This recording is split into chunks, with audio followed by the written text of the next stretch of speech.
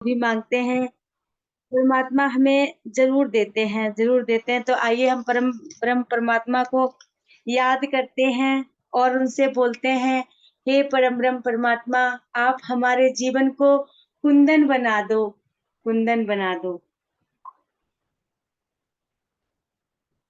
प्रभु मेरे जीवन को कुंदन बना दो, कोई दोष इसमें रहने न पाए। प्रभु मेरे जीवन को कुंदन बना दो, कोई दोष इसमें रहने न पाए। कोई दोष इसमें रहने न पाए। प्रभु मेरे जीवन का उद्धार करी दो, प्रभु मेरे जीवन का उद्धार करी दो, कोई दोष इसमें रहने न पाए। मेरे दिल की दुनिया को इतना बदल दो कि अपना पराया इसमें रहने न पाए।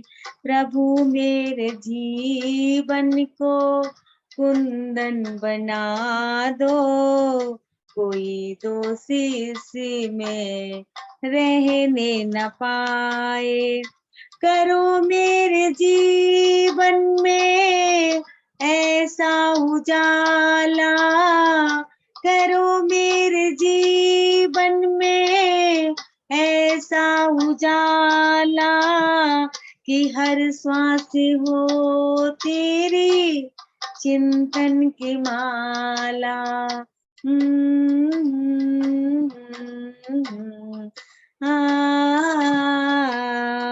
प्रभु मेरे जीवन को कुंदन बना दो, कोई दोष इसमें रहने न पाए।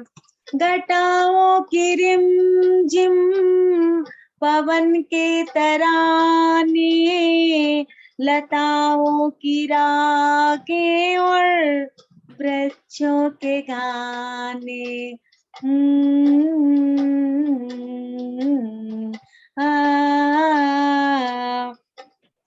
घटाओं की रिमझिम पवन के तराने, लताओं की रागें और वृक्षों के गाने। नजर जिस तरफ हो मेरी भगवन, नजर जिस तरफ हो के भगवन मेरी जाए। अमर ज्योति उधर मुस्कुराए। प्रभु मेरे जीवन को कुंदन बना दो, कोई दोष इसमें रहने न पाए। कोई दोष इसमें रहने न पाए। जगत को मैं अपना परिवार समझूं, आर्य समाज को मैं अपना परिवार समझूं, परिवार को तेरा उपकार समझूं, परिवार को तेरा उपकार समझूं। कुसंग लोभ अभिमान द्वेष और आलस, कुसंग लोभ अभिमान द्वेष और आलस, कोई भी मुझ में समाने न पाए। प्रभु मेरे जीवन को कुंदन बना दो, कोई खोटी इसमें रहने न पाए। बहुत सुंदर। कोई खोटी इसमें आइए तैयार है जी। न पाए। ओम नमस्ते जी। बहुत सुंदर नीलम जी, बहुत सुंदर। आइए दया जी। तुम्ही मेरे बंधु सखा तुम मेरे हो, तुम्ही मेरी माता पिता तुम मेरे हो, तुम्ही मेरे रक्षक तुम्ही मेरे पालक, तुम्ही इष्ट मेरे, तुम्ही देवता हो, तुम्हें छोड़कर किसकी शरण में है सब कुछ तेरा, क्या तुझे पर चढ़ाऊं, तुम्ही मेरी विद्या तुम्ही मेरी दौलत में क्या क्या बताऊं कि तुम मेरे क्या हो, तुम्ही मेरे रक्षक तुम्ही मेरे पालक, तुम्ही इष्ट मेरे, तुम्ही देवता हो, जमाना तुम्हें फिरता कुछ न पाया, छिपा तू कहाँ है, पता मिल रहा पत्ते पत्ते से तेरा, गलत है जो कहते कि तुम लापता हो, तुम ही मेरे रक्षक तुम ही मेरे पालक, तुम ही इष्ट मेरे, तुम्ही देवता हो, तुम्ही बना शशि भानु तारे, अगन और गगन जल हवा भूमि सारे, तुम्ही ने रचा है ये ब्रह्मांड सारा, अजब कारीगर हो अजब रचयिता हो, तुम्ही मेरे रक्षक तुम्ही मेरे पालक, तुम्ही इष्ट मेरे, तुम्ही देवता हो, अजब तेरी लीला अजब तेरी माया, सबसे अलग और सभी में समाया, सत्ता से भी सम मुकर कैसे जाए, हर शय में अपना जादू फैलाए हो, तुम्ही मेरे बंधु सखा तुम मेरे हो, तुम्ही मेरी माता पिता तुम मेरे हो, तुम्ही मेरे रक्षक तुम्ही मेरे पालक, तुम्ही इष्ट मेरे, तुम्ही देवता हो। हार्दिक आभार, सभी को सादर नमस्ते बहुत जी। बहुत आभार। आइए अदिति बिटिया। जी आप सभी को सादर नमस्ते। ईश्वर का गुणगान किया कर, कष्ट क्लेश मिटाने को, जीवन की यह नाव मिली है, भव सागर तर जाने को, उस दाता ने हाथ दिए हैं, नेक कमाई कर प्यारे, इन अपने पावन पाँव को, पावन मग पर धर प्यारे, नुस्खा है यह इस दुनिया में, जीवन अमर बनाने को, ईश्वर का गुणगान किया कर, कष्ट क्लेश मिटाने को, जीवन की यह नाव मिली है, भव सागर तर जाने को,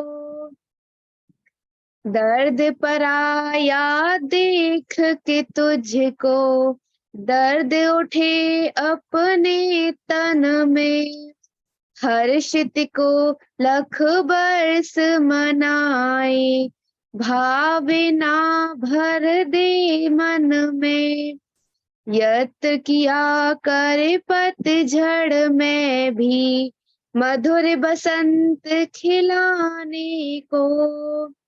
ईश्वर का गुणगान किया कर कष्ट क्लेश मिटाने को।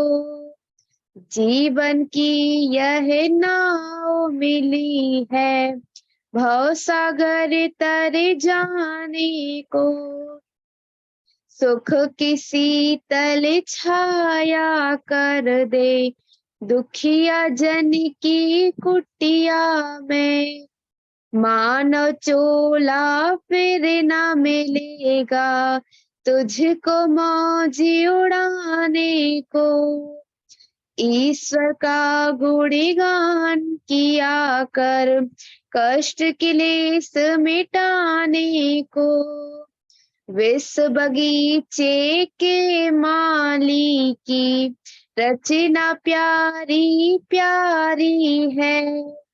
रंग बिरंगे पुष्प खिलावे शोभा जिनकी न्यारी है। अंत नहीं बेअंत है माया कह गए संत जमाने को। ईश्वर का गुणगान किया कर कष्ट क्लेश मिटाने को। जीवन की यह नाव मिली है भव सागर तर जाने को। ईश्वर का गुणगान किया कर कष्ट क्लेश मिटाने को। बहुत बहुत धन्यवाद। बहुत बहुत आशीर्वाद। आइए अलका जी, पहली बार हमारे इस मंच पर आपका व्याख्यान रहेगा। मैं निवेदन करूंगा डॉक्टर व्यापनंद शास्त्री जी से कि बड़े आदर और सम्मान के साथ आमंत्रित करें बहन अलका आर्य जी को। ओम स्वस्ति पंथा मनुचरेम सूर्या चंद्रमसा विव पुनर्ददता घनता जानता संगमे मही। ओम शांति शांति शांति। भारत को समझो अभियान के अंतर्गत आर्यों का महाकुंभ विगत 3 वर्षों से अनवरत संचालित हो रहा है और इस कार्यक्रम के सम्मानित संचालक आदरणीय श्री लखनलाल जी आर्य और इसके साथ ही साथ प्रधान आर्य समाज महरौनी के मुनिवर पुरुषोत्तम वानप्रस्थी जी, प्रोफेसर वेद प्रकाश शर्मा जी, अन्य सभी सम्मानित आर्य विद्वद्गण, मातृशक्ति एवं देवियों, अभी हम लोगों ने बड़ा ही सुंदर भजनामृत का पान किया है। अदिति आर्या बेटी ने बहुत सुंदर गाया और उसके पहले नीलम गुप्ता जी का चल रहा था, दया आर्या जी का हुआ। मातृशक्तियों का ये भजन का बहुत ही सुंदर कार्यक्रम है और संयोग से आज मातृशक्ति में से ही प्रवचन के लिए भी हमारे बीच उपस्थित हो रही हैं अलका गुप्ता जी, अलका आर्या जी। और निश्चित रूप से अलका आर्या जी का प्रवचन वैशिष्ट्यपूर्ण होगा, क्योंकि जो वेद से जुड़े हैं, धर्म से जुड़े हैं, संस्कृत से जुड़े हैं और जिनका संबंध आर्य समाज से रहा है और चल रहा हो, वह निश्चित ही वैदिक जीवन का पथिक होता है। और ऐसे सुंदर प्रथम बार इस कार्यक्रम से जुड़ रही हैं, आपका हार्दिक अभिनंदन, स्वागत, वंदन। आप आएं और अपने प्रवचन देकर हम सबों को लाभान्वित करें। सभी श्रोतागण आपकी प्रतीक्षारत हैं। आप यथाशीघ्र आकर के अपनी सुंदर वाणी से हम सबों को उपकृत करने की कृपा करें। अलका आर्या जी। ओम। मेरी आवाज आ रही है? आप सभी शुद्ध बुद्ध प्रबुद्ध चेतन तत्वों को, ज्ञान के पिपासे शुद्ध आनंद स्वरूप आत्माओं को मेरा बहुत बहुत नमस्ते। सादर नमस्ते आपको भी। आज आपने आमंत्रित किया, ये मेरा सौभाग्य है। एक प्रोफेशनल स्पीकर नहीं हूं, गृहस्थ के साथ थोड़े से ऑफिस के कार्यों के साथ और संस्कार वाली चिप में थोड़े से जो चित्त में रह गए होंगे अवशेष, उनसे और आर्य समाज के विद्वानों से थोड़ा सा जो परिचय हुआ, उनको सुनना हुआ, उससे ग्रहण करके अपनी सूक्ष्म बुद्धि से जो थोड़ा बहुत फिल्टर करके मैं समझ पाई हूँ, बस आज ही उसको आपके साथ बांटने का प्रयास करूंगी। और कोई बहुत बड़ी सरल बुद्धि ने, एक बालक बुद्धि ने जो समझा, उनको आपके सामने प्रेषित करने का साहस रख रहे हैं। हमने आचार्य प्रद्युम्न जी का बहुत सुंदर व्याख्यान सुना और उन्होंने एक वाक्य में कहा था कि ये चित्त, मन, बुद्धि, अहंकार, उन्होंने समझा है कि ये एक ही तत्व है। देखिए, ये बड़े विद्वानों की ये उनका परिचय होता है कि वे कहते हैं कि मुझे ऐसा समझ में आया, क्योंकि वेद जो है वो तो शास्त्रों का, ज्ञान का भंडार है। तो उनमें से जो उन्होंने ग्रहण किया, उसको ये माना कि यह एक ही तत्व है, परंतु ये भिन्न भिन्न एक्टिव होते हैं ये। और मैंने अभी कुछ ही समय पहले, 2-3 वर्ष पहले, आचार्य नैष्टिक जी को सुना था, अग्निव्रत नैष्टिक जी को। उनका वेद विज्ञान आलोक है, जिसे उन्होंने ऐतरेय ब्राह्मण का भाष्य कर हम सबके सामने प्रस्तुत किया है। ऐतरेय ब्राह्मण, जैसे आप सभी विद्वानों को पता होगा, यह ऋग्वेद का ही पार्ट है और ब्राह्मण ग्रंथों को इसलिए रचा था ऋषियों ने ताकि वेदों को सरलता से समझा जा सके। इस ऐतरेय ब्राह्मण में सृष्टि निर्माण के ऊपर वो बहुत सारी बातें दी गई हैं जो मनुष्य के जानने योग्य है। उसी से एक प्रारूप मैं ले रही हूं और अपनी इस बात को आज प्रस्तुत करूंगी कि आत्मा अपने जगत के साथ, अपनी प्रकृति के साथ कैसे व्यवहार में रहती है। हम क्योंकि आर्य समाज से जुड़े हुए हैं, वैदिक विचारधाराओं से थोड़े से ओतप्रोत हैं, अभी आर्य जी ने बताया, तो मेरे लिए सरल हो जाता है इस बात से प्रारंभ करना कि ये 3 तत्व हैं, ये हम सभी जानते हैं, परमात्मा, आत्मा और प्रकृति।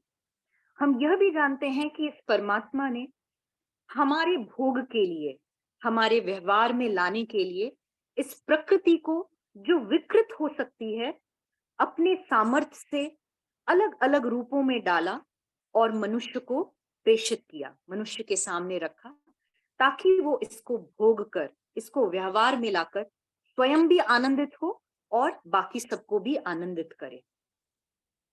अब जब हम इस स्तर तक पहुंच जाते हैं, तब यह समझ में आता है कि इस प्रकृति से आत्मा का किस तरह से जुड़ाव है। तो मैं आप सबको एक यात्रा पर ले जाना चाहूंगी, अगर आप मुझे अनुमति दें, कि महाप्रलय की अवस्था में यह जो तीसरा तत्व है, जिसे हम प्रकृति कहते हैं, यह जड़ पदार्थ, बाकी दोनों चेतन है। यह जड़ पदार्थ एक रूप, एक रस पूरे ब्रह्मांड में फैला हुआ है। क्योंकि प्रकृति से सूक्ष्म आत्मा है, तो आत्माएं भी इस ब्रह्मांड में है, और उससे भी सूक्ष्म परमात्मा है, तो परमात्मा आत्माओं के अंदर बाहर भी है और प्रकृति के अंदर बाहर भी है। तो यह प्रकृति जो होती है, इसमें किसी तरह का वाइब्रेशन, किसी तरह की ऊष्मा, किसी तरह का प्रकाश नहीं होता। यह शून्य की भांति है। इसलिए आपने बहुत सारे लोगों को सुना भी हो गया कि शून्य से सब कुछ बना, शून्य से सब कुछ बना। वह शून्य एक्चुअल में नहीं है, वह प्रकृति अपनी अव्यक्त अवस्था में है। किसी तरह का स्पंदन नहीं, डार्क, बिल्कुल चारों तरफ एक रस फैली हुई। और महाभारत में भीष्म जी यह बताते हैं युधिष्ठिर को, जब वे मृत्यु शैया पर हैं, कि महादेव जी ने अपनी समाधि अवस्था में इस प्रकृति तत्व को जानने का प्रयास किया और कुछ इसके लक्षण बताए, जिनमें से एक लक्षण यह भी बताया कि यह अव्यक्त है, पूरी तरह समझी नहीं जा सकती। फिर भी जो मैंने 3-4 पैरामीटर्स आपको बताए, उसके भी अलावा उन्होंने काफी चीजें इसके बारे में बताई। अंत में प्रकृति को यह कहा कि यह अक्षर रूपी है। अक्षर, जी हाँ, आपने सही सुना, अक्षर। जिसका क्षय नहीं हो सकता। यह वही अक्षर है जो हम व्याकरण में, संस्कृत व्याकरण में पढ़ते हैं। इसीलिए आपने सुना होगा विद्वानों को कि अक्षर व्याकरण का ज्ञान होना चाहिए बुद्धिमानों को। यह इसी तरह से है कि यह अ आ ई उ ऊ क ख ग ग, यही प्रकृति है। यह अक्षर जो है वह अपनी सुसुप्त अवस्था में चारों तरफ फैले हुए हैं। जहां तक आप सोच सकते हैं ईश्वर के लिए इसकी परिधि है, परंतु प्रकृति अनंत है। मगर ईश्वर क्योंकि उनसे भी सूक्ष्म है प्रकृति से, तो उसके लिए यह अनंत नहीं है परमेश्वर के लिए। तो यह अक्षर रूप सुसुप्त अवस्था में अपनी परा अवस्था में सोए से है। अब आप कहेंगे परा, ये थोड़ा सा समझाइए किस तरह से ये परा होता है। तो आप मुझे अनुमति दीजिए। अभी जैसे मैंने ओम का उच्चारण किया, यह ओम जो है यह शब्द है, यह एक ध्वनि है जो वाणी से निकली है। यह एक तरह की ऊर्जा है, इसकी एक फ्रीक्वेंसी है, यह एक वेव है, एक तरंग है जो स्पंदित हो रही है। यह जब आपके कानों तक पड़ती है, यह अपनी बैखरी अवस्था में है। ओम यहां से उच्चारित हुआ, कानों तक गया, इसकी एक वेवलेंथ है, एक फ्रीक्वेंसी है। कानों के पर्दे के बाद ये जब ऑस्टेशियन ट्यूब से होता हुआ मन तक पहुंचता है। मन भी प्रकृति का ही एक तत्व है, हम आएंगे उस पर। अभी आप परा को समझने के लिए ये सीक्वेंस समझिए। ऑस्टेशियन ट्यूब से वो लोअर फ्रीक्वेंसी की और सूक्ष्म ध्वनि हो जाती है जो ओम शब्द है या कोई भी और शब्द। यह अपनी इस समय मध्यमा अवस्था में है, वह बैखरी से कन्वर्ट हो गई है कान के पर्दे के बाद। क्यों? क्योंकि उसे मन तक पहुंचना है। मन सिर्फ वही ग्रहण करेगा जो उसकी फ्रीक्वेंसी के साथ मैच करता है, क्योंकि मन सूक्ष्म है इंद्रियों से, जो कि कल प्रद्युम्न जी ने बताया भी था। इंद्रियों से सूक्ष्म मन है, और मन से सूक्ष्म है उसे जहां तक जाना है वह है बुद्धि।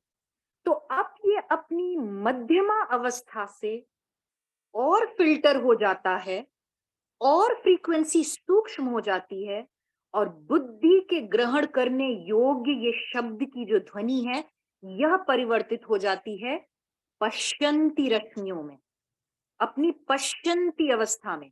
आप यूं समझ लीजिए कि छलनी से छनते छनते ये एक ऐसी स्थिति पर पहुंची है जिसको हम पश्यंती अवस्था कहते हैं, और अब बुद्धि इसको ग्रहण कर सकती है।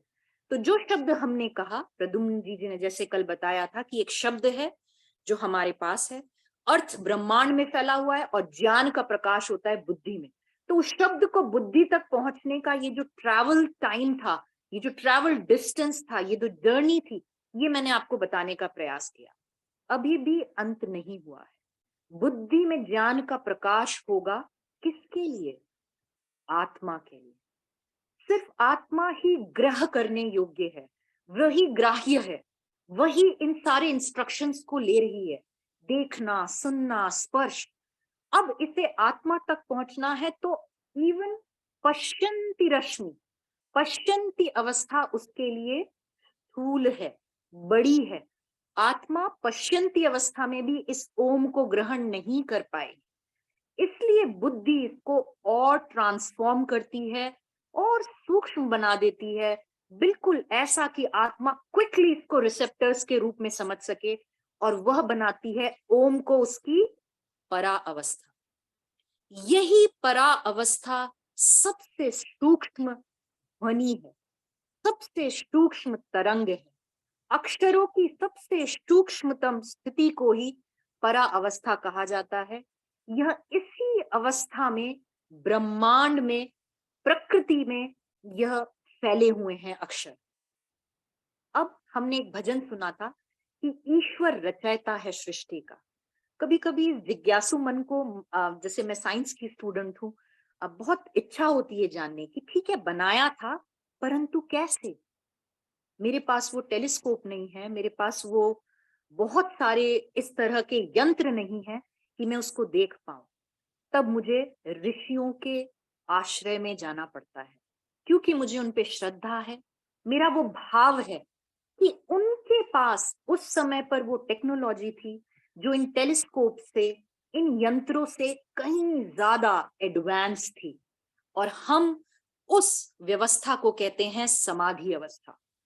जब ऋषि मुनि अपनी समाधि अवस्था में होते थे, उनकी पूरी बॉडी एक एंटेना होती थी, और वो ब्रह्मांड से ये जो प्रकृति रूप अक्षर पड़े हुए हैं, जो स्पंदित हो रहे हैं, मैं भी आऊंगी कि वो स्पंदित कैसे होते हैं, अभी तो वो एक सार सुसुप्त अवस्था में है, तो यह ऋषि मुनि उन्हें ग्रहण करते थे अपने आसपास से। ये सारे वेद भी उसी अवस्था में 4 ऋषियों ने ग्रहण किए थे अपने एंटेनास द्वारा। तो ये हुआ कि भाई आप कैसे जाने कि ये सब हुआ था, तो हमें ऋषियों का आश्रय लेना पड़ता है, हमें महादेव शिव जी की व्याख्या को जो प्रकृति की हुई है उसे सुनना होता है, भीष्म पितामह जी के ज्ञान को सुनना होता है, आर्य समाज में प्रचलित सत्यार्थ प्रकाश ऋग्वेद आदि भाष्य भूमिकाओं को पढ़ना पड़ता है, ऋग्वेद को पढ़ने का साहस हम कर पाते हैं।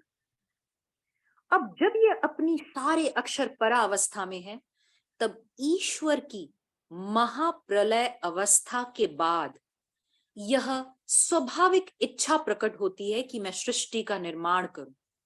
यह जो इच्छा है, यह मनुष्यों की इच्छा से भिन्न होती है।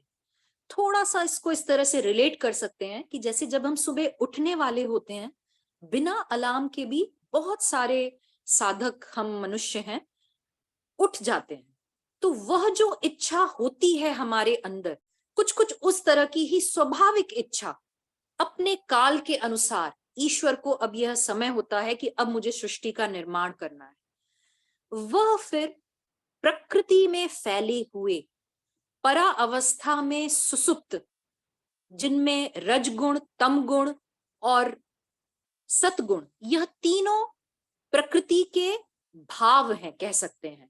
यह कोई तत्व नहीं है, यह रूप है प्रकृति का। प्रकृति अपनी सतअवस्था में भी हो सकती है, रज में भी हो सकती है, तम में भी हो सकती है, ये अलग टॉपिक है, मैं इस पे नहीं जाऊंगी। परंतु परा अवस्था में जो अक्षर हैं, उनमें से वह ओम को चुनते हैं, क्योंकि ओम ही एक ऐसा अक्षर है जो परमात्मा से सबसे करीब होता है, सबसे क्लोज होता है और तुरंत इंस्ट्रक्शंस लेता है।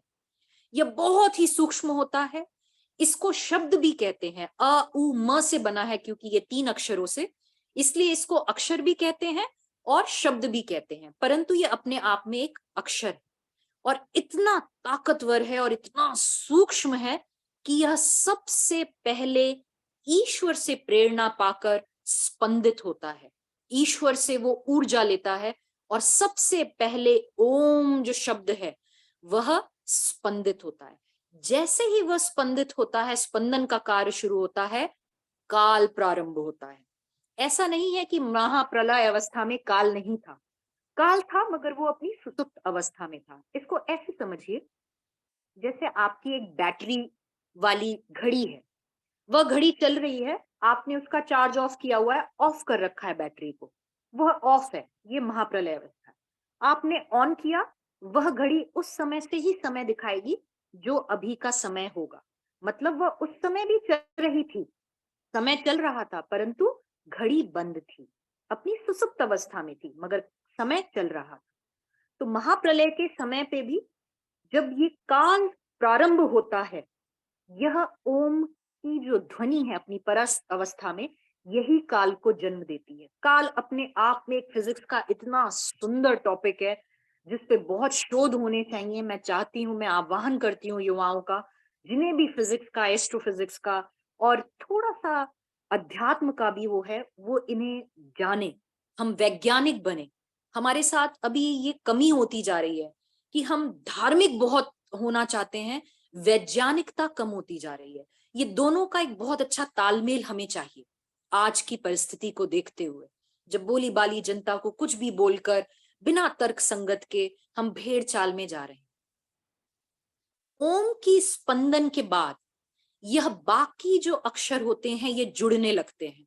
अ के साथ ई जुड़ा तो ए बना, ये व्याकरण के वही संधि है, लोप है, यह प्रकृति में भी हो रहा है। इजंट इट इंटरेस्टिंग कि हम जो पढ़ते हैं शब्द, ये प्रकृति में हो रहे हैं, ये जुड़ाव होने लगता है प्रकृति में, और जो स्पंदन है वो सघन होने लगता है।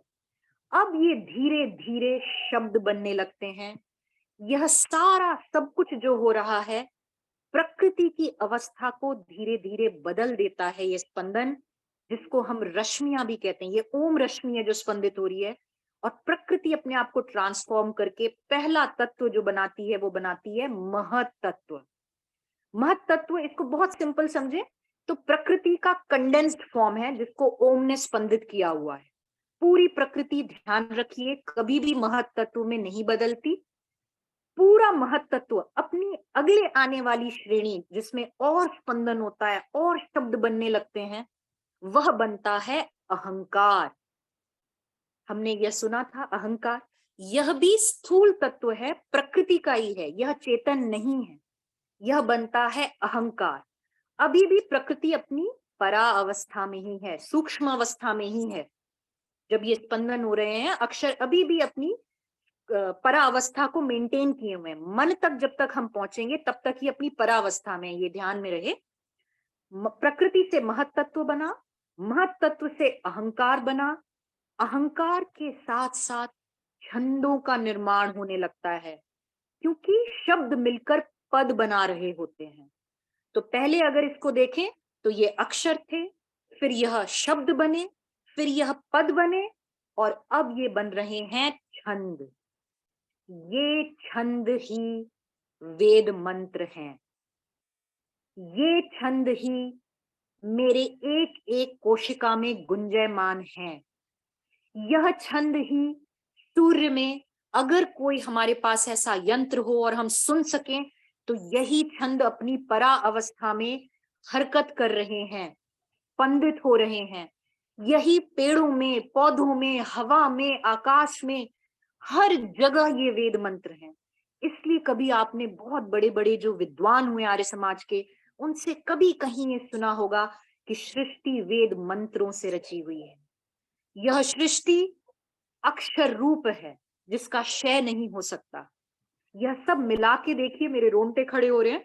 जब मैंने ये डिकोड किया, जब मुझे सुनने को मिला बचपन से, क्योंकि हम मैकेले शिक्षा पद्धति में इन विचारों से बहुत दूर रहे, मैंने जब ये कोरिलेट किया तो एक अलग सी आनंद की अनुभूति हुई। और आज ये आनंद बांटने के लिए मैं आपके पास पहुंची हूँ। मुझे ये नहीं पता कि मैं कितने स्तर पर आप तक पहुंच पा रही हूँ, या प्रयास ये कर रही हूँ कि कम से कम वो पट खुले। और इसकी कोई आयु नहीं है। मेरी बात अगर आप मान सकें, 90 साल से लेके 7 इयर्स का बच्चा भी अगर ये कॉन्सेप्ट समझ पा रहा है अपने स्तर पर, वो बहुत कुछ ट्रांसफॉर्म करने के लिए तैयार है, स्वयं के लिए और समाज के लिए भी। ये छंद स्पंदित हो रहे हैं, प्रकृति और सघन होते हुए महत तत्व से अहंकार बन गई है। अहंकार से कुछ पोर्शन फिर स्पंदित हो रहा है, छंद रश्मियां उनको स्पंदित करती जा रही हैं, और वह मन बन रहा है। यही मन समष्टि मन है जो प्रकृति में आसपास है, यही मन हमारे अंदर भी है। इसी से मन द्वारा ये आत्मा व्यवहार करती है अपनी प्रकृति से, क्योंकि वह जानती है कि पेड़ पौधों में, पशुओं में, पहाड़ों में, नदियों में, पुष्पों में, रसों में, ध्वनियों में, ये हर जगह ये मन है जो स्पंदित हो रहा है। मेरा मन और प्रकृति का जो मन है, जो समष्टि मन है, वह क्वालिटी एक है। इसलिए हम रिलेट कर पाते हैं। इसीलिए बिना कुछ कहे भी हम नजर, एक मनुष्य की दूसरे मनुष्य से नजरें मिलती हैं, और हम, बहुत सारे शायरों ने भी कहा है, कुछ नहीं कहते, क्या ऐसा होता है, what is there which travels और which communicates।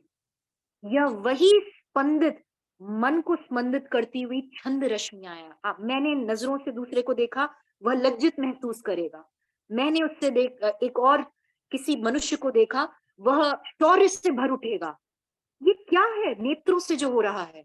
ये क्या है कि कुछ लोगों का ऑरा होता है, जब भी वो किसी सभा में आते हैं तो आदर निकल जाता है मन से। ये बिना कुछ कहे क्या होता है? ये ही वो ऑरा, ये फ्रीक्वेंसीज, ये वाइब्रेशंस हैं। उनमें इतनी शक्ति होती है कि वह अपने मनस्तत्व तत्व को ऐसे स्पंदित करते हैं कि आसपास का समष्टि मन स्पंदित हो जाता है।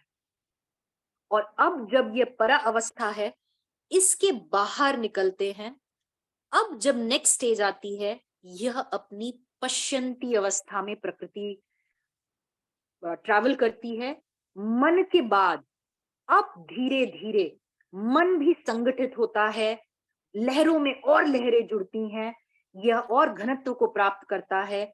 और पहला स्थूल तत्व जो हम पंच तत्व कहते हैं, उसका पहला तत्व बनता है आकाश। मन के बाद आकाश को ऋषियों ने बताया है, यह सबको समाहित किए हुए है। यह और संगठित होता है तो बनता है वायु तत्व। वायु में हल्का सा स्पर्श की भावना होती है, वायु में हल्का सा तेज है, वायु में हल्का सा आप कह सकते हैं मूवमेंट है। अभी भी हम फोटॉन्स तक नहीं पहुंचे हैं, लाइट इस तक नहीं पहुंचे हैं, अभी सिर्फ हम वायु तक हैं, जिसको एयर से ना नापिए। वायु तत्व अपने आप में भिन्न होता है, हवा ना माने इसको। कुछ वर्षों तक मैं भी इसको हवा के रूप में ही जानती थी। वायु तत्व बिल्कुल अलग है। हम जो पंच तत्वों से बने हुए, हमारे अंदर भी वायु है। कहते हैं ना, आज वायु बहुत बढ़ी हुई लग रही है, आज घटी हुई, तो ये सिर्फ वायु मतलब एयर नहीं है, वायु तत्व होता है। इसके बाद ये और संगठित होता है और फिर बनता है अग्नि तत्व। अग्नि तत्व में हल्की सी ऊष्मा है, हल्का सा बहुत माइन्यूट प्रकाश है। आज तक कोई यंत्र नहीं बता जो इस अग्नि तत्व को पकड़ पाया हो। आजकल के मॉडर्न फिजिक्स, मॉडर्न साइंस की मैं बात कर रही हूँ। इसके बाद ये और संगठित होता है, जल तत्व बनता है। जल में रस होता है। यह रस भी आप सलाइवा रस से ना लें, परंतु हाँ, जो स्वाद की ग्रंथियां हैं वो रस से ही जुड़ी हुई हैं। ये अपने आप में एक बहुत गहन विषय है कि जल तत्व को किस तरह से वो किया जाए। ऋषियों ने इसकी बहुत सुंदर व्याख्या की है। देखिए, मेरे पास समय रहा तो मैं प्रयास करूंगी कि इनको पढ़ के आनंदित हूं, और कोई आसपास जब मिले तो उससे बांटकर। ऋषि ने भी कहा था, दयानंद जी ने, कि वेदों का पढ़ना और पढ़ाना, सुनना और सुनाना।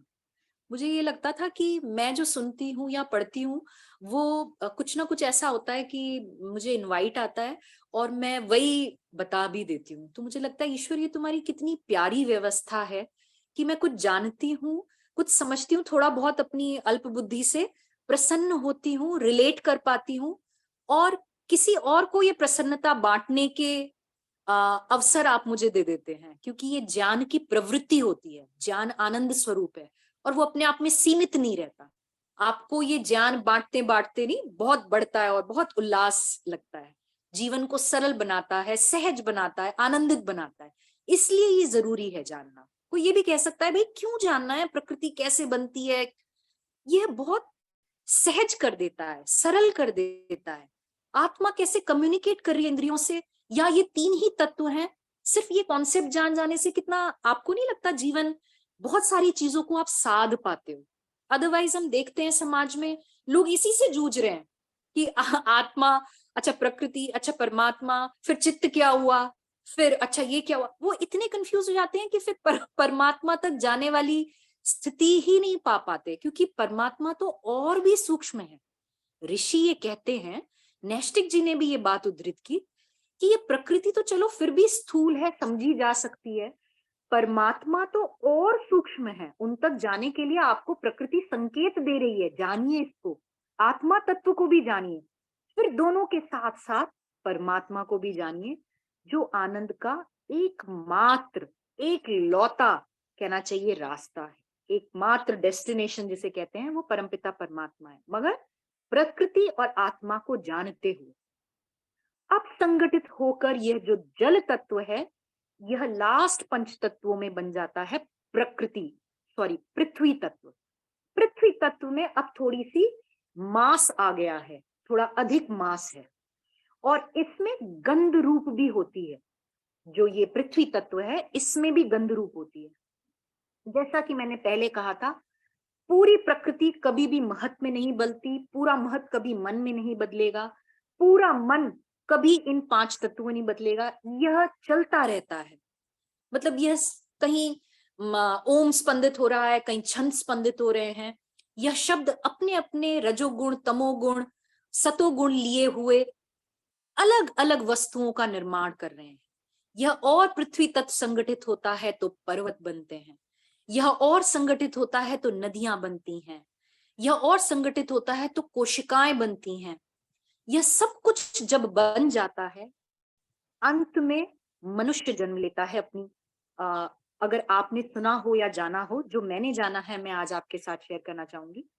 अमैथुनी सृष्टि में पहली बार जब कहते हैं कि 1,96,00,000,000 वर्ष पूर्व जन्म हुआ था मनुष्य का, उसी दिन वेद भी उद्धृत हुए थे। परमपिता परमेश्वर ने अपनी असीम कृपा से हमें ये ज्ञान का भंडार दिया था। वह पहला दिन रविवार था। ऋषियों ने यज्ञ किया, 4 ऋषियों को ये ज्ञान प्राप्त हुआ। वे सब इकट्ठे होकर ऋषि ब्रह्म के पास गए, महर्षि ब्रह्मा के पास, और उन्हें चारों वेदों का ज्ञान दिया। तो ये जो पहला दिन था 1,96,00,000,000 वाला, इस दिन जब ये ऋषि आने थे, उससे पहले जोड़ों में, हजारों की संख्या में तिब्बत के आसपास का जो प्लेटू है, उस पर अमैथुनी सृष्टि से मनुष्य ने उत्पत्ति की थी, मनुष्य बाहर निकले थे। और क्योंकि ये मोक्ष पाए हुए आत्माएं थी, ये इतनी ज्यादा अध्यात्म के स्तर पर उच्च कोटि की आत्माएं थी कि इनके लिए ये समझ पाना बहुत इजी था। इसीलिए पहले दिन ये जान लेना ऋषियों के लिए बड़ा सरल हो गया। इनमें से ही, इन हजारों जो जोड़े पैदा हुए थे, इनमें से ही 4 प्रबुद्ध आत्माओं को समाधि अवस्था में यह 4 वेद मिले। इन वेदों के अलावा भी ज्ञान है, परंतु अपनी सक्षमता के द्वारा जितना वे 4 ऋषि पा सकते थे, उन्होंने ग्रहण किया और उन्हें लगा कि ये सफिशिएंट है मनुष्य के लिए। इस आने वाले जो सृष्टि कल्प चलेगा, उसके लिए ये सफिशिएंट है। आज भी अगर कोई ऋषि बहुत ऊंचे स्तर का हो, तो वो ब्रह्मांड से इन मंत्रों के द्वारा भी कुछ मंत्र हैं जो उनसे ग्रहण कर सकते हैं। यह तो अनंत है, अनादि है। यह ज्ञान, इसका कोई सीमा ही नहीं है। हम तो मनुष्य बहुत छोटे स्तर पर इसको पाकर प्रसन्न हो सकते हैं और आनंदित हो सकते हैं, बस। यह मैंने पूरा चक्र बताया आपको, प्रकृति तत्व के ईश्वर द्वारा स्पंदित होने से लेकर मनुष्य के यह तन पाने तक, यह जो हमारी कोशिकाएं हैं, यह सारी भी इन्हीं प्रकृति के तत्व को अलग अलग संघनन से, जो वेद मंत्र संगठित करते हैं, उनसे बना है। जैसा मैंने कहा, आज भी इन कोशिकाओं से अगर आप प्रयास करें तो वो मंत्र गूंजते हैं।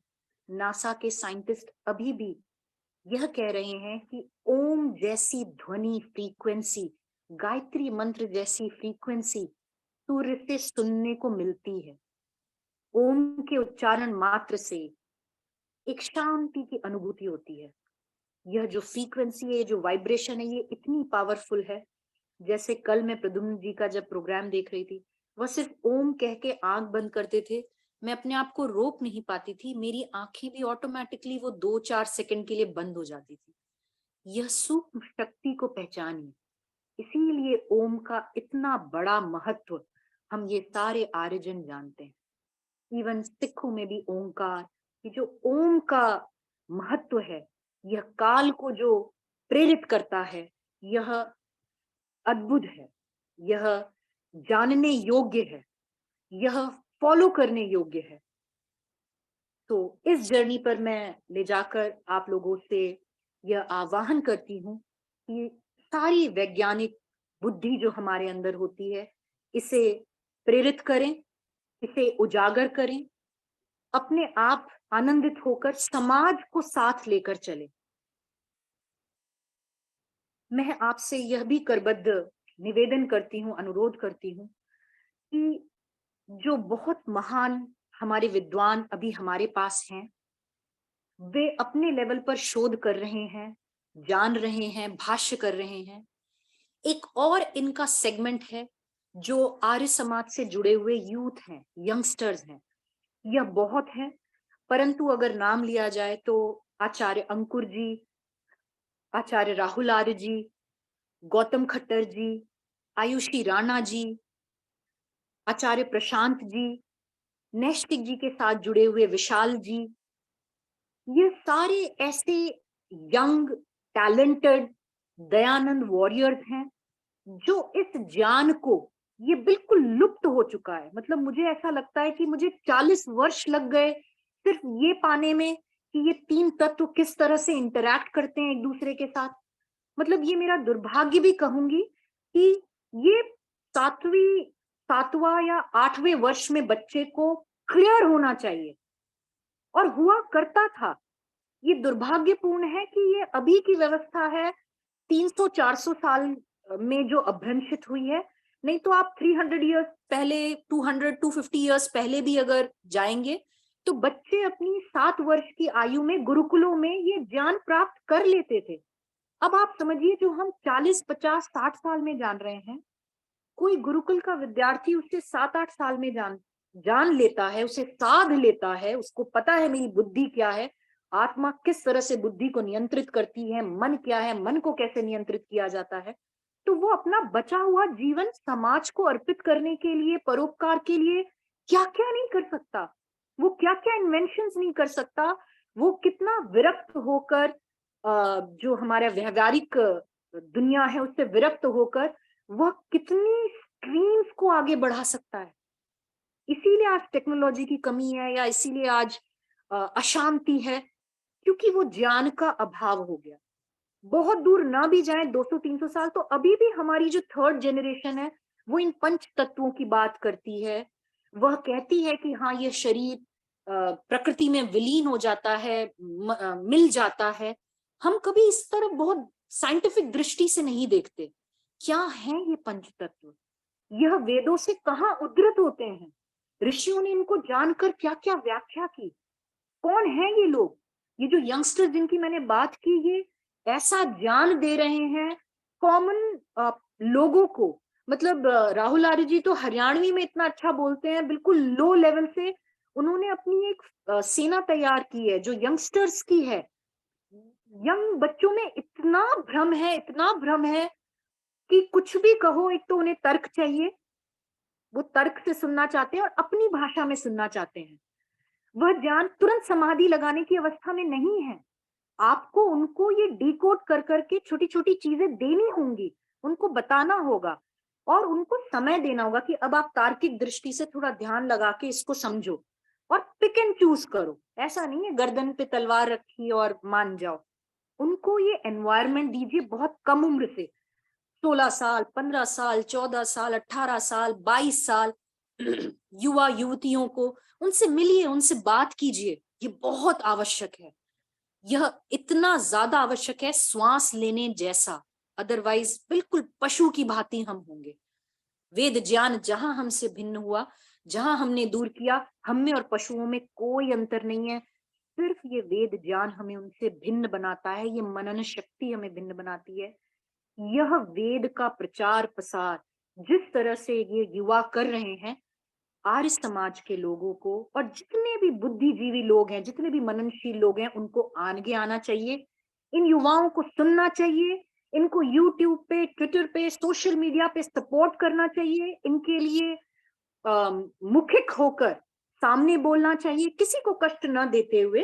डिबेट की स्थिति में, तर्क वितर्क की स्थिति में, आप सोचिए पहला डिबेट कब हुआ होगा? महर्षि दयानंद जी के बाद बहुत छोटे छोटे लेवल पे हुए हैं। आर्य समाज तो खैर लालाहित रहता है, परंतु ये श्रृंखला क्यों खत्म होती जा रही है?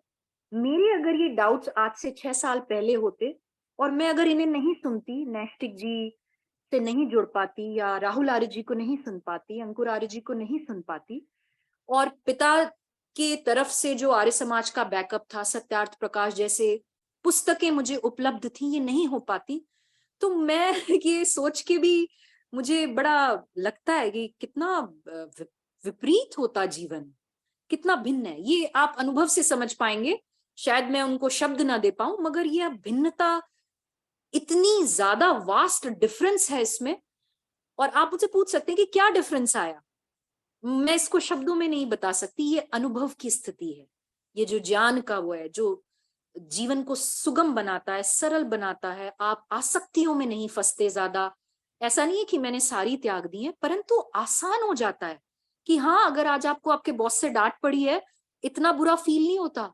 दयानंद जी ने भी कहा है कि भाई ईश्वर का ये बड़ा क्या विधान है कि भाई कष्ट आते हैं, दोनों को आते हैं, सत्पुरुष को भी आएंगे, पाखंडी को भी आएंगे, परंतु जो सत्पुरुष होता है, जो वेद ज्ञान में श्रद्धा रखता है, उसे मानता है, उसका अनुकरण करता है, वो सहजता से उस कष्ट को निकाल देता है।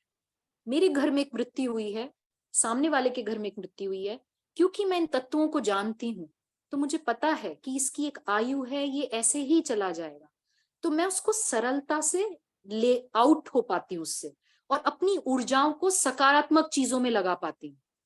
परंतु ये जो दूसरे परिवार में हुआ है, जिसे ज्ञान की, जिसको इन तत्वों की अनुभूति नहीं है, समझने की चेष्टा नहीं है, इच्छा नहीं है, वह इसमें डिवास्टेट हो जाएगा। फिर वही होगा कि वो फांसी लगा ली, नस काट ली, या डिप्रेस्ड है, जहां जा रहा है उसको तंग कर रहा है, जिससे मिलेगा उसको ईर्ष्या देगा, क्रोध देगा, जरा जरा सी बात पे चाकू निकाल लेगा, गला दबाने को दौड़ेगा। वो अपनी प्रकृति के साथ भी ऐसा ही करेगा। वो पेड़ काटेगा, पुष्पों को समझेगा नहीं, मतलब किसी को भी मांस खाने की आदत, प्रवृत्ति इतनी बढ़ जाएगी, क्योंकि उसको पता नहीं है how to deal with my environment.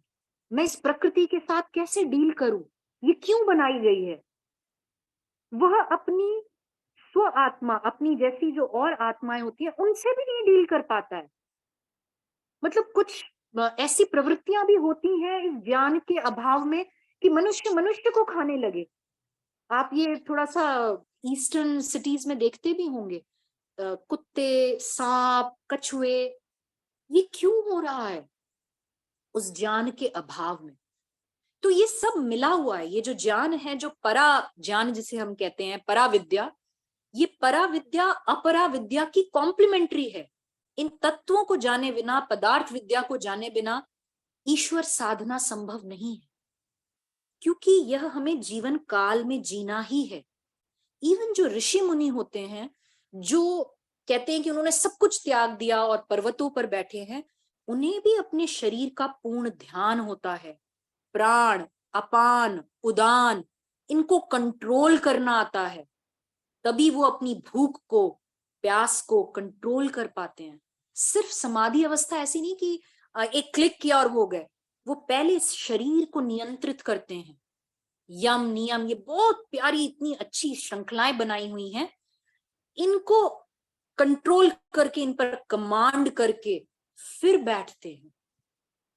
तो अपरा अवस्था विद्या को परा विद्या के साथ मिल करके धीरे धीरे, बहुत, मैं ये नहीं कह रही कि 1 साल में, 2 साल में, जिसकी जहां से जब शुरुआत हो, वैज्ञानिक बुद्धि प्रदीप्त कीजिए, युवाओं को आगे लाइए। मैं बड़ी फॉर्चुनेट हूं, केशवपुरम आर्य समाज में मुझे बर्थडे मनाना था, मैं नई नई आई थी, तो मैं ढूंढते ढूंढते पहुंची कि भाई जन्मदिन तो आर्य समाज में मना लेती हूँ, यज्ञ हो जाएगा, मन को अच्छा लगेगा मंत्रों द्वारा। तो कविता आर्य जी मिली, जो आपके इसमें जुड़ी हुई भी हैं। उन्होंने बिल्कुल हाथों हाथ लिया कि बच्ची में जिज्ञासा है, कुछ देने का भाव है। फिर और जो विद्वान मिलते हैं, हमें ऐसे एक दूसरे का संबल बनना है। मैं थोड़ी संकोची थी, अपने स्वाध्याय में थोड़ा सा रहती थी, इतना स्वाध्याय कर भी नहीं पाती थी, मगर इन्होंने इतने प्रेम से मुझे लिया, जहां गई थोड़ा बहुत भी समय जो दे पाई, बहुत अच्छे से सुना और मंच दिए। कुछ नहीं हुआ तो तर्क वितर्क करने के लिए मुझे लोग मिले, मैं अपने भाव शेयर कर पाई। ये भी स्तर मिलना बड़ा मुश्किल है। तो जब हम इतने अच्छे हैं, तो एक दूसरे का संबल बनकर इस वैदिक विचारधारा को उत्थान की तरफ ले जाएं। हम आज अगर 20 हैं, तो प्रण लें कि एक एक बंदा भी अपने जीवन काल में कम से कम 10 और 20 को, ये जो सूक्ष्म, बहुत छोटे छोटे, एक तो कर्म फल व्यवस्था, एक ये 3 जो तत्व होते हैं, इसकी ये बेसिक भी दे जाए, वो अपनी सीढ़ियां चढ़ना प्रारंभ कर देगा। हर आत्मा आनंद स्वरूप है, ज्ञान स्वरूप है। वह अपने संस्कारों वश ही ये सब करती है, बुरे कार्य जितने भी होते हैं।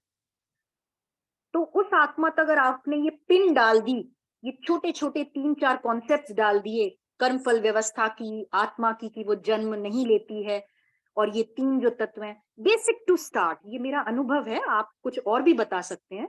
ये बेसिक जो है फिर वो अपनी सीढ़ी चढ़ने लगता है, और फिर क्या पता आगे चल के कौन महर्षि दयानंद बने, कौन श्रद्धानंद बने। तो एटलीस्ट ये बाँचते चले, स्वयं भी करें, अपलिफ्ट हो, और लोगों को बताते हुए चले। इसी अनुरोध के साथ मैं चाहूंगी कि ये जो सोशल मीडिया पर युवा हैं, नैष्टिक जी जैसे लोग जो अपना 3-3, 4-4 साल अभी वो निरुक्त का भाष्य करके उठे हैं, इनको सुने, सुनाएं। नहीं समझ में आ रहा है कोई बात नहीं, आधा समझें, जितना नहीं समझ में आ रहा फिर प्रश्न उत्तर हो, फिर और सुने और चिंतन करें, गहन हो, इनके सम्मेलनों में जाएं, घर से निकलिए। स्वाध्याय आवश्यक है, परंतु घर से निकलना भी आवश्यक। इन्हीं कुछ विचारधाराओं के साथ आपने मुझे मंच दिया, जितने लोगों ने भी मुझे बड़ी शांति से सुना, प्रेम से सुना, मैं उन सबका धन्यवाद करती हूँ। मैं अपनी वाणी को विराम देती हूँ। ओम शांति। और निश्चित रूप से कविता आर्या जी की जो खोज है वो बहुत सुंदर और सार्थक है। और अलका आर्या जी, आपका जो संपर्क सूत्र था, जो आपके बारे में हमें जानकारी दी, वो हमारी बहन कविता आर्या जी ने दी थी। एक बार आप अलका जी को बुलाइए। मैंने कहा अच्छी बात है, मैं बुलाऊंगा। और लगातार प्रयास करते रहे तो निश्चित रूप से वो सफलता भी मिली। आज आप मंच पर आई, आपने अच्छा व्याख्यान दिया, काफी अच्छे कमेंट्स आपके बोलने के बाद लोगों ने दिए हैं। निश्चित रूप से वो हमारा और आपका दोनों का हौसला बढ़ाते हैं कि हम जिन विद्वानों को बुला रहे हैं, लोग उनको पसंद कर रहे हैं, सुन रहे हैं उनके लिए। और जो बोलने आता है उसका भी ये रहता है कि हमने जो बोला है लोगों ने उसको बड़े ही दिल से सुना है। और जो चीज आप कह रही थी ना कि यदि आर्य समाज नहीं होती, महर्षि दयानंद नहीं होते, तो वास्तव में हमारा जीवन कैसा होता है। मैं आपको बता दूं, इसका सबसे जीवंत उदाहरण मैं स्वयं हूँ। 2008 तक आर्य समाज का मैं नाम भी नहीं जानता था, 2008 तक। और 8 के बाद जब मैं जुड़ा, और महर्षि दयानंद सरस्वती का 125वां निर्माण दिवस अजमेर में मनाया गया, उसमें मैं पहली बार गया था। अपने जीवन में पहली बार हमने किसी आर्य समाज के सम्मेलन को वहां किया था। जब मैंने वो अटेंड किया, 3 दिन वहां रहा, तो जब मैंने बुजुर्गों को देखा, माताओं को देखा, उनका जोश ऋषि के प्रति देखा, तो मैंने कहा ऋषि कौन है, हमें इसको पढ़ना है। फिर ऋषि दयानंद को पढ़ा।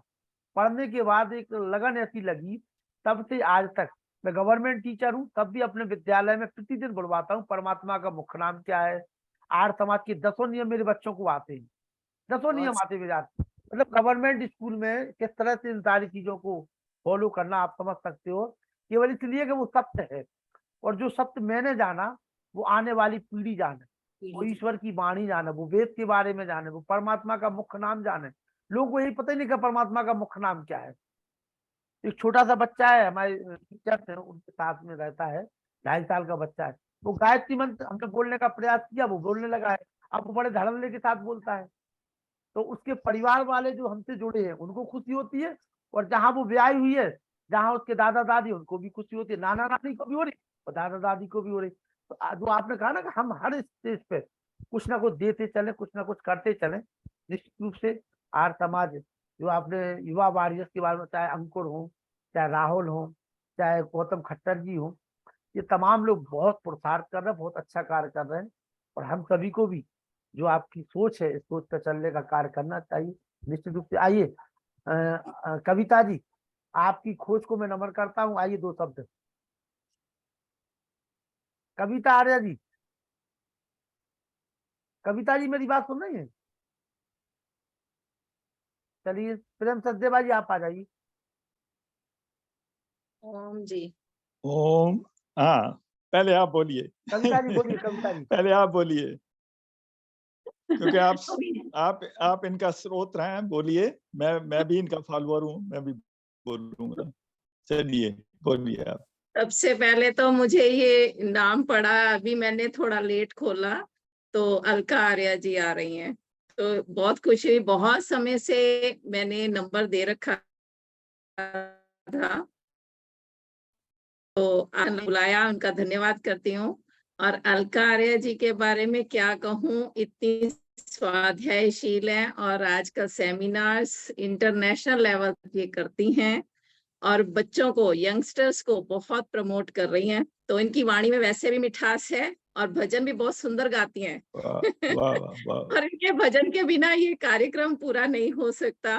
तो अंत में 2 पंक्तियां ये जरूर अवश्य हमें सुनाएंगी।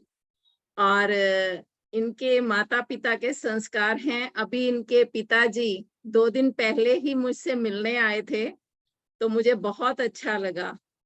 तो उनके साथ काफी बैठकर बातचीत हुई। तो वो भी भजनोपदेशक हैं, पुरोहित हैं। तो उनसे मिलकर उनके परिवार से तो बहुत अच्छी तरह से मैं जानती हूँ। तो अलका आर्या जी इतने जो डायरेक्टर हैं डीडीए में, पर मुझे लगता है कि इनका स्वभाव सभी को मोह लेता है। और बहुत बहुत धन्यवाद आपका लखनलाल जी और सभी का। और अलका आर्या जी आपका विशेष धन्यवाद करती हूँ। आइए अलका जी का एक गीत हो जाए, फिर प्रेम सचदेवा जी। आर्य जी अगली बार मैं बिल्कुल हाँ ठीक, तैयार नहीं हूँ। कोई बात नहीं, आगे मौका मिलेगा। आगे कल जो है 8 बजे सुना दीजिए, कोई दिक्कत नहीं है। प्रेम सचदेवा जी, कार्यक्रम तो बहुत बहुत चलता है हमारा जी। जी जी बहुत बहुत धन्यवाद अलका जी। मैं आपको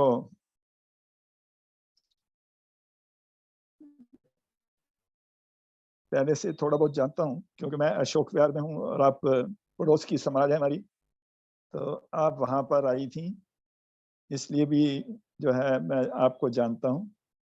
दूसरा, आपको कैसे जानता हूँ, आप अग्निव्रत नैष्टिक जी की उनको फॉलो करती हैं, उनकी पुस्तकों को पढ़ती हैं, और मैं भी उनको पढ़ता हूँ।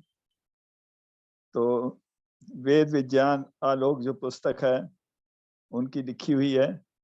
मैं आज तक, मैंने 3 साल इस चैनल पे रहा हूँ, मैंने आज तक इस बारे में कभी नहीं बताया, ना ही नैष्टिक जी के बारे में, क्योंकि थोड़ा सा मुझे ये हो रहा था कि वो क्योंकि बहुत ही साइंटिफिक है, तो क्यों, और मैं साइंस का स्टूडेंट हूँ, अगर मैं कुछ बताने लगूंगा तो शायद सर के ऊपर से ना निकल जाए, तो इसलिए आज तक मैंने कभी नहीं बताया इस बारे में। मैं भी नैष्टिक जी का आज से नहीं, उन्होंने पहली जब पुस्तक लिखी थी, कोई हो गए होंगे 20 साल हो गए होंगे, तो उस समय वो मेरे संपर्क में थे तब से ही,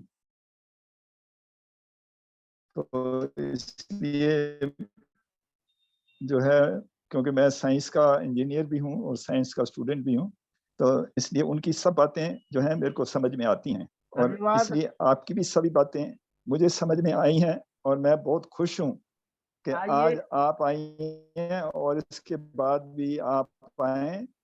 हम इस चैनल पे युवाओं को भी आते हैं, युवा भी आते हैं इस चैनल पे, तो वो जो है, आप ये ना समझें कि आप अकेली युवा हैं, आप भी उसी लाइन में हैं। बाकी जैसे आपने बताया, तो आप भी 20 उसी तारीख लाइन को में। 20 तारीख को गौतम खट्टर जी का व्याख्यान है, 20 तारीख को। हाँ, तो गौतम जी पहले भी आ चुके हैं। गौतम जी हाँ कई जी, बार व्याख्यान दे चुके, कई बार। हाँ, राहुल आर्या जी, और गौतम जी, आप आयुषी राणा जी, आयुषी राणा जी भी आई हैं। अब आप इस लाइन में आप जुड़ गई हैं, तो आप अपना जो है व्याख्यान मैंने ये सीख देती है प्रेम जरूर सचदेवा जी के, दें। जो गुरुकुलों के अलावा जो लोग इससे जुड़ते हैं, इस अध्ययन से, उनके व्याख्यान ज्यादा अच्छे होते हैं, मैंने ये देखा है।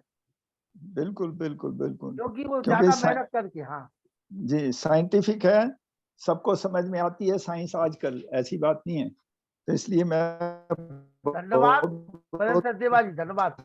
भगवत पटेल जी, धन्यवाद करता भगवत पटेल जी, जी गुरु जी। 2 शब्द।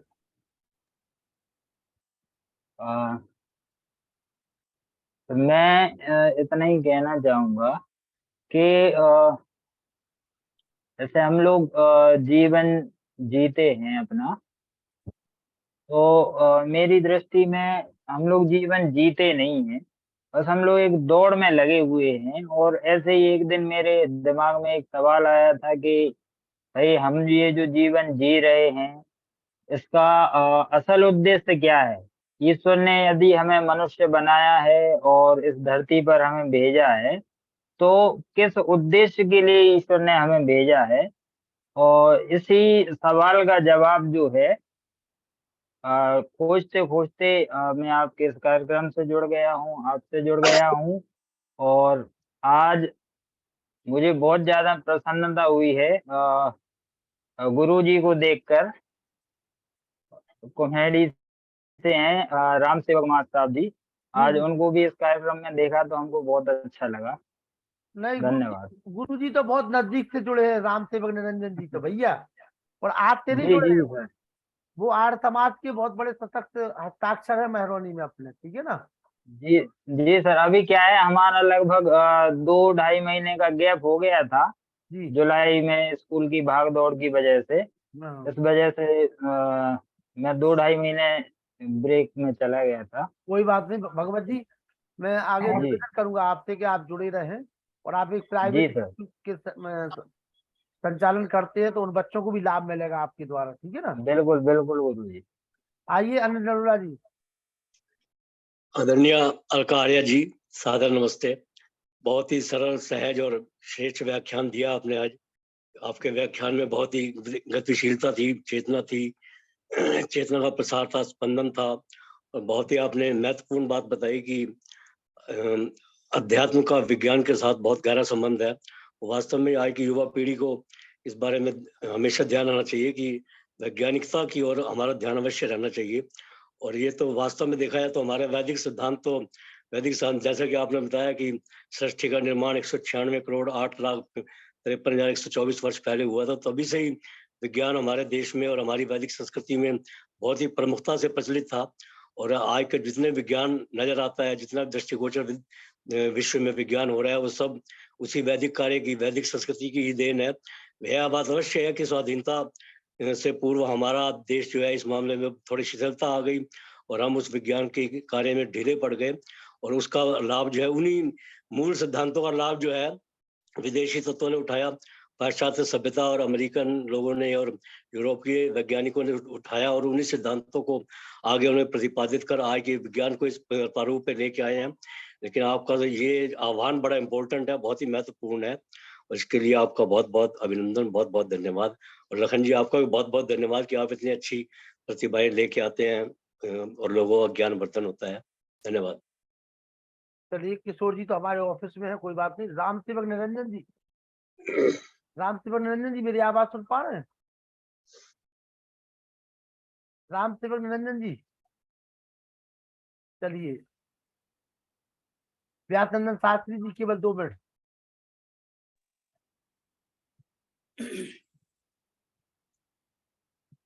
बहुत ही महत्वपूर्ण प्रवचन का कार्यक्रम भी संपन्न हुआ है आदरणीय बहन अलका आर्य जी का। निसंदेह जो उन्होंने अनुभव किया है, पुस्तक की बातों को मन और आत्मा तक उसको ग्रहण कर लेना और उसको फिर प्रकट करते हुए लोगों तक पहुंचा देने की जो कला देखी हमने, वो बड़ा अद्भुत है। और निसंदेह अलका जी ने जो अनुभव किया है, पढ़ा और फिर अनुभव किया, उसको विधिवत उन्होंने इस प्रवचन पटल पर रखा है और हम सब लाभान्वित हुए हैं। इसके लिए बहुत बहुत और साथ ही साथ जो परापश्यंती मध्यमा और वैखरी का जो उन्होंने एक दिग्दर्शन प्रस्तुत किया है, निसंदेह अपने आप में बड़ा ही सारगर्भित रहा है।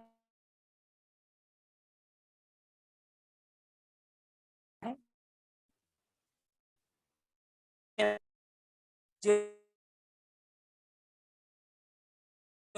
मेरी समझ में है, गुहा की वाणी इसे कह सकते हैं। वैसे 3 वाणी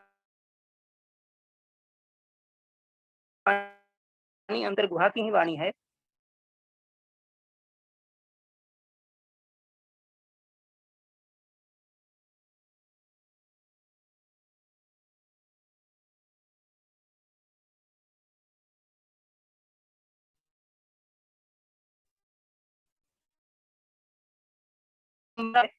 जो निसंदेह वो वाणी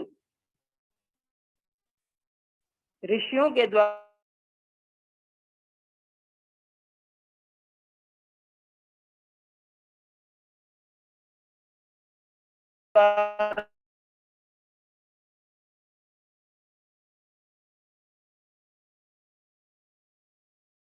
उससे और ऊपर उठ करके जो स्थूल रूप में आती है, जो सूक्ष्म, वह भी सूक्ष्म ही कहा जाएगी। सूक्ष्म वाणी जो है वह पूर्ण रूप से कहने को उद्यत हो रही है कि जो मैंने समझा उसको लोगों तक पहुंचा दें। इसके लिए सूक्ष्म मध्यमा वाणी जो हृदयस्थ होने के बाद नाभिस्थ वाणी परा है, और उदरस्थ वाणी जो जिसको कहते हैं वो जिसको सूर्य चक्र की वाणी कह सकते हैं, वो सूर्य चक्र की वाणी जो है वो पश्यंती वाणी है, और हृदय चक्र जिसको गुहा चक्र कहते हैं वो मुख्य रूप से मध्यमा वाणी है, और फिर वह जरी हो के हम सब सुन पाते हैं। लेकिन 3 अंतर गुहा की वाणी जो सूक्ष्मतर और सूक्ष्म रूप में संस्कारों को जन्म देने वाली वाणी है, और बुद्धि की उत्तम गहराई तक जो वाणी होकर वही वाणी परा से युक्त है। और ऋषियों की चूंकि वाणी इसलिए परा से युक्त कही जाती है कि उन्होंने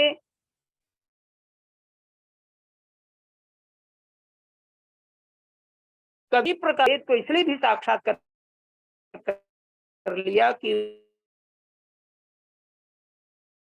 वो, और जिस ब्रह्मा की चर्चा आपने की है कि ब्रह्मा, ऋषि लोग ब्रह्मा के पास गए, तो वो ब्रह्मा और कोई नहीं होगा। अगर स्थूल रूप में यदि ब्रह्मा आपने किसी ऋषि को समझ लिया है, तो इसमें थोड़ा सा सुधार मैं चाहता हूं कि जो ब्रह्मा है वो परमात्मा की दृष्टि से सृष्टि करता है जो निराकार है। लेकिन यदि वो ब्रह्मा के पास गए हैं शरीरवत, तो वह ऋषि ब्रह्मा के पास नहीं गए, बल्कि ये चारों ऋषि के पास वह ऋषि आए जो बालक रूप में आए, ब्रह्मचारी रूप में आए, और वही चारों वेदों के ज्ञान को चारों ऋषियों से सीखा। दिन उन्हें चतुर्मुख ब्रह्मा के नाम से रहे, उस ऋषि के जो चारों वेदों के विद्या ब्रह्मा से जैमिनी पर्यंत तक जो महर्षि दयानंद का कथन है, वो निस्संदेह इस रूप में मैंने देखा, पढ़ा, समझा और जाना है। लेकिन थोड़ा सा मुझे इस जगह पर कथ्य सुनने में ये ऐसा लगा, इसलिए मैं इसको यहाँ पर निराकृत कर रहा हूँ। निस्संदेह अलका जी को बहुत बहुत साधुवाद, धन्यवाद कि उन्होंने इस विषय को रखा और हम सब लाभान्वित हुए। ओम शांति शांति शांति। वेद प्रकाश शर्मा जी। बहुत ही सुंदर 4 तरह की वाणी बैखरी मध्यमा पश्यंती परा के लिए नमस्ते जी। नमस्ते। साथी जी ने बहुत अच्छी तरह से समझाया, और हमारी बहन अलका जी ने भी बहुत ही सुंदर वैज्ञानिक दृष्टिकोण से, साइंटिफिक पॉइंट ऑफ व्यू से बताया कि हमारे सृष्टि का निर्माण कैसे हुआ। दोनों के लिए बहुत बहुत साधुवाद, धन्यवाद। आइए सुधीर जी 2 मिनट। नमस्ते आदरणीय अलका बहन, श्रीमान लखनलाल जी और अन्य सभी प्रबुद्ध श्रोतागण, वेद नंदन जी, व्यास जी, मान्य अलका जी, आप स्क्रीन पर हैं ना? हाँ है, बोलिए।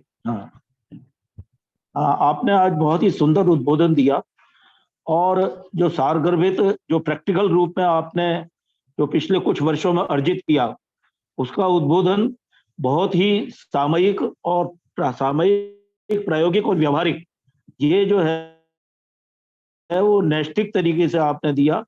अग्निव्रत नैष्ठिक जी का जो है वो मैं भी बहुत यूँ कहना चाहिए कि प्रशंसक हूँ।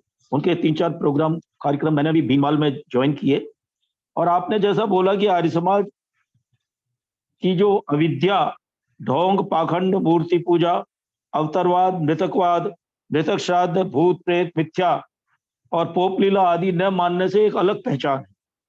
आपने बिल्कुल सही कहा है, और ये भी आपने जो है वो अपने उद्बोधन में जानकारी देने की कोशिश की कि ईश्वर अवतार नहीं लेता, उसको सृष्टि की रचना, पालन और विनाश के लिए शरीर धारण करने की आवश्यकता नहीं होती, और फिर जीव और ईश्वर अपने आप में ब्रह्मा नहीं है, बल्कि दोनों अलग अलग हैं, और प्रकृति इन तीनों चीजों से बिल्कुल जो है वो तीसरी वस्तु है, और ये तीनों ही अनादि हैं।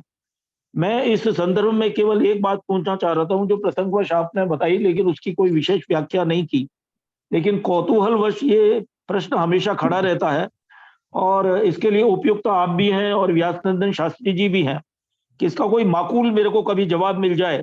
और सीधा सा प्रश्न केवल ये है कि सृष्टि के आदि काल में बड़ी संख्या में युवा, स्त्री और पुरुष पहले अमैथुनी प्रक्रिया से उत्पन्न हुए, भाई ये, और उसके बाद में श्रेष्ठ चार, अग्नि, वायु, आदित्य और अंगिरा, ये जो ऋषि हैं, इन्होंने चार वेदों का जो है वो ज्ञान दिया अलग अलग तरीके से। तो मैं केवल, मेरा प्रश्न ये है कि ये युवा जो है वो स्त्री और पुरुष अमैथुनी कैसे हो गए? ये तो साइंटिफिक भी नहीं रहेगा, बायोलॉजिकल भी नहीं रहेगा, इसका कोई समाधान बताइए। धन्यवाद। अमैथुनी कैसे पॉसिबल, इसका मीनिंग क्या है? जी, मैं जितना समझ पाई, ये प्रश्न इसने मुझे भी थोड़ा सा हिला दिया था, बिकॉज मेरे हस्बैंड इज अ कार्डियोलॉजिस्ट और मैं खुद भी बायो की स्टूडेंट हूँ, तो मुझे जेनेटिक्स और क्रोमोसोम ये सब समझ में आता था, जीन्स और ये। तो शुरू में मगर श्रद्धा थी कि अगर ऋषि ने कहा है और वेदों से निकल कर आया है और ये अलग अलग भाषाओं में भी है, तो जरूर कुछ ना कुछ होगा अलका आर्य जो तुम्हें समझ नहीं आ रहा है। मैंने इस पे स्वयं ही थोड़ा सा और जानने का प्रयास किया और इतने अच्छे से फिर देखा, ये जो क्लोनिंग होती है, आपने देखा होगा कि जैसे सेरोगेसी है, ये हम अभी जान पा रहे हैं क्योंकि अभी की बायोलॉजी इतनी ही एडवांस है, इसका बहुत छोटा स्तर है। अभी हम देख पा रहे हैं कि टेस्ट ट्यूब बेबीज हो जाते हैं। हो सकता है एक किसी सिविलाइजेशन को जो ये भी नहीं जानता, उसके लिए ये चमत्कार सा लगे, उसके लिए ये भी प्रश्न हो कि ये टेस्ट ट्यूब बेबी कैसे हो सकता है। यही प्रश्न मुझे भी लगा कि हो सकता है उस तरह की जो साइंस हो उसका ये डेवलपमेंट हो। फॉर एग्जाम्पल, न्यूक्लियर वेपन्स पूरे विश्व को लगता है ये बहुत बड़ी एडवांसमेंट है, क्योंकि हम इस सनातन से जुड़े हुए हैं और महाभारत को हमने बहुत अच्छे से जाना है। हम जानते हैं कि उसमें वरुण शास्त्र, अस्त्र, वरुणास्त्र, अग्नेयास्त्र, ये ऐसी मिसाइल्स थी टॉप क्वालिटी की।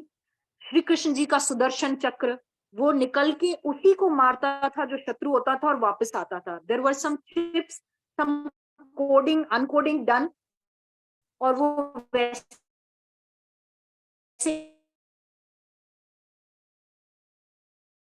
ही तो वो उसको मिथ बताएंगे, माइथोलॉजी बताएंगे, कपोल कल्पना बताएंगे, ये रहता है।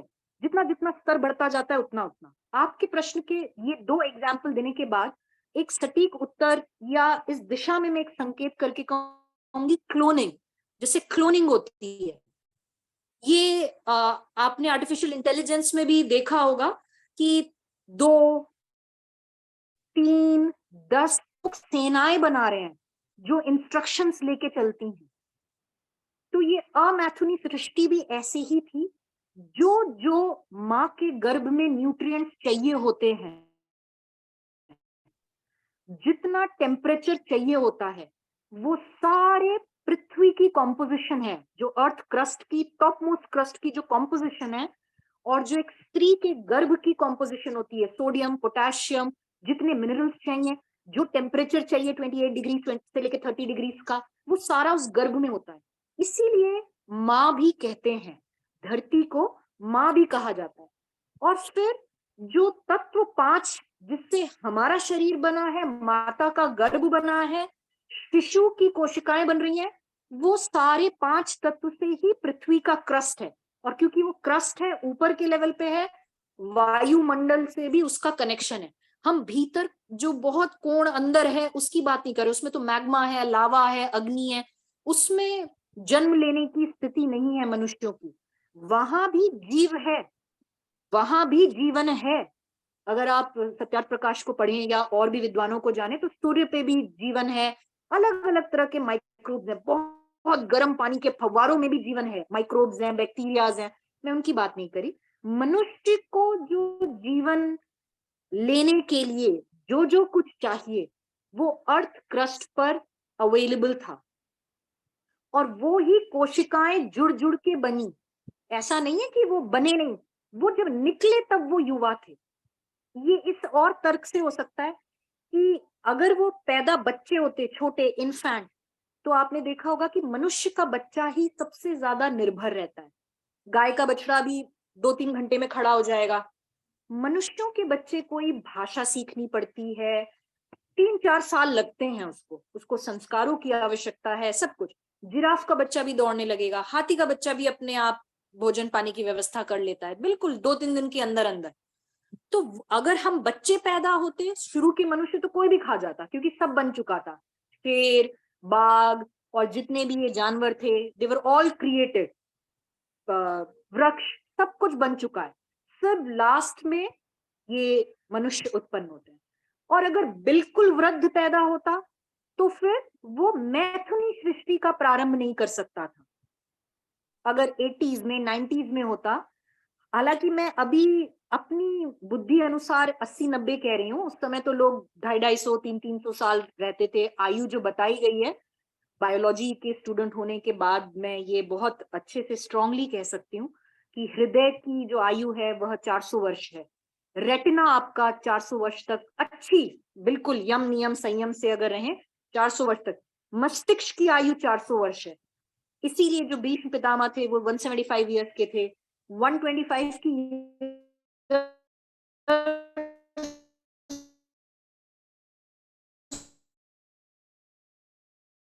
if I'm not mistaken, तर्क जो हम ये दे रहे हैं कि अगर वो वृद्ध पैदा होते तो उनमें वीर, शक्तिशाली वीर होकर एक अच्छी संतति पैदा करने की शक्तियां कम होती, कमजोर होता है। धीरे धीरे और साइंस में जाएंगे, जैसे ये मिनरल्स और कॉम्पोजिशंस ये देखें, गर्भ का वो, और जिस तरह से आज भी पैदा कर सकते हैं, इस पे भी बहुत शोध हो रहा है, और लोग दबे मुंह से ये कह सकते हैं कि किसी चीज की आवश्यकता के बिना भी हम डेवलपमेंट चैम्बर्स हैं उनमें उगा सकते हैं। लेकिन क्योंकि वो मनुष्य है तो मनुष्य को फिर भी एक पहला जो कोशिका होगी वो लेनी पड़ेगी, क्योंकि हम मनुष्य हैं, हमारी सीमित दायरा है, सीमित शक्तियां हैं। क्योंकि वो परमेश्वर है, वो अपने तत्वों द्वारा वो कॉम्पोजिशन बना लेता है।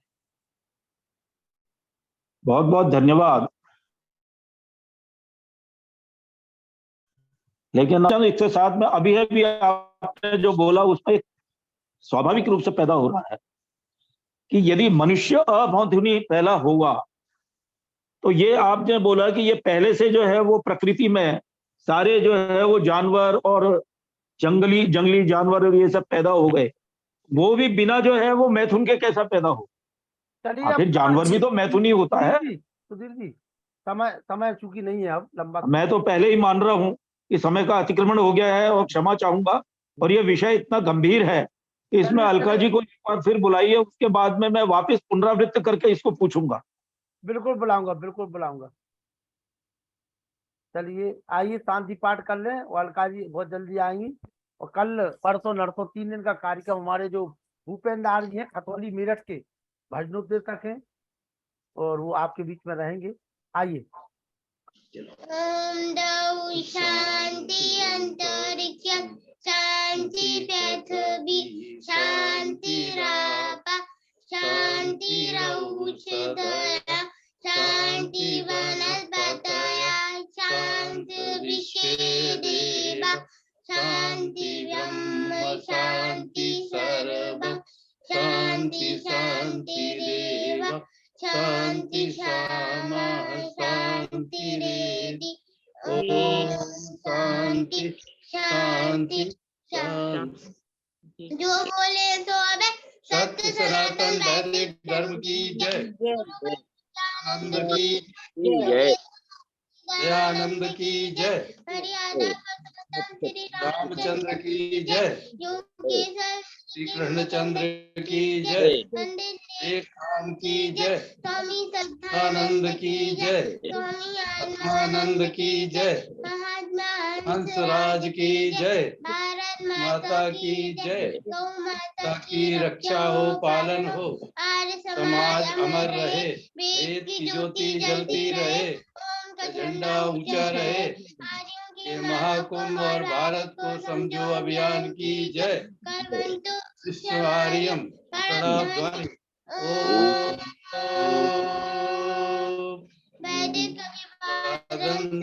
सबको नमस्ते जी, ओम सर्वेभ्यो नमः। सभी के माइक खोल दिए गए हैं, सभी लोग नमस्ते कर लीजिए अलका जी से। नमस्ते अलका जी।